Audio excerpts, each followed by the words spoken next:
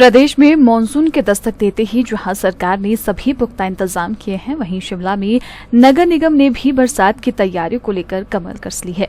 नगर निगम द्वारा प्रत्येक वार्ड में नाले व नालियों की सफाई की जा रही है। नगर निगम शिमला महापौर सुरेंद्र चौहान ने कहा कि बरसात से निपटने के लिए नगर निगम ने अपनी पूरी तैयारी कर रखी है। नालों व नालियों को साफ किया जा रहा है। अलग अलग कार्यों के लिए अलग अलग टीमें गठित की गई है। कहीं से भी भूस्खलन व अन्य शिकायतें मिलते ही अधिकारियों व फील्ड कर्मचारियों को मौके पर पहुंचने के निर्देश दिए गए हैं।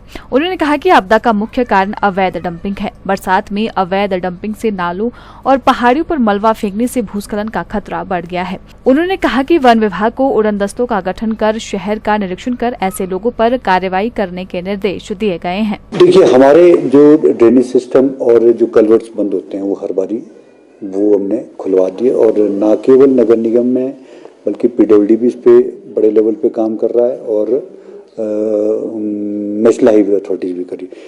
इशू ये है कि आपका जब बरसात होती है तो जो हमारी डंपिंग है, अवैध डंपिंग सबसे बड़ा कारण है, जो मैंने इसको जहाँ तक ऑब्जर्व किया है और मैं पर्सनली भी इसमें देखा कि इतना शहर के अंदर मिट्टी मलबा कंस्ट्रक्शन के तौर पे गिरा हुआ है, फेंका गया है।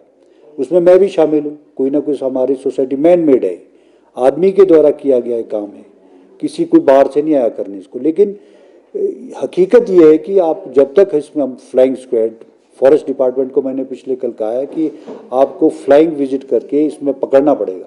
आपको या तो डंपिंग दो या आपको ये जो रास्ते में और सड़कों में और नालों में फेंका जा रहा है मलबा, उसका नुकसान ही हो रहा है। हम अभी तक इस चीज़ को नहीं सीख पा रहे कि पिछले साल जो आपदा का कारण था वो सबसे बड़ा कारण ये था।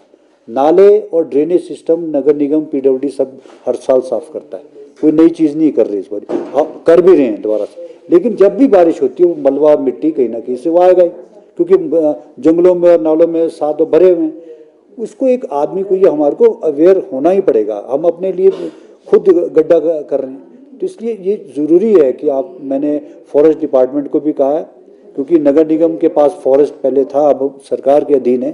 तो मैंने लिखित रूप में भी इनको चीफ कंजर्वेटर को और डीएफओज को सबको, रूरल और अर्बन के दोनों को लिख रहा हूँ।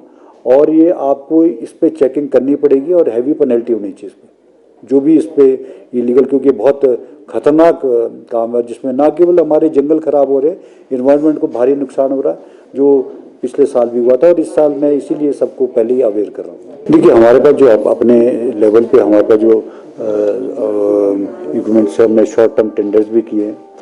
जहाँ जहाँ नाले और बंद बने ऑन डिमांड है, उसमें 10-10, 20-20 आदमी वहाँ भेजते हैं। एक हेल्थ को लेकर के जो हेल्थ का डिपार्टमेंट है वो नाले को क्लियर करता है।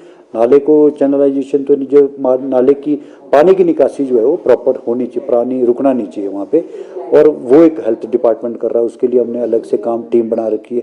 एक टीम है B&R की जो नालों, कल्वर्ट्स और ड्रेन को खोलता है, और हमारे छोटे रोबोट्स भी, जहाँ रोबोट जा सकता है, छोटी मशीनरी जा सकती है, उसको लेकर के हम उसको भी खोल रहे हैं।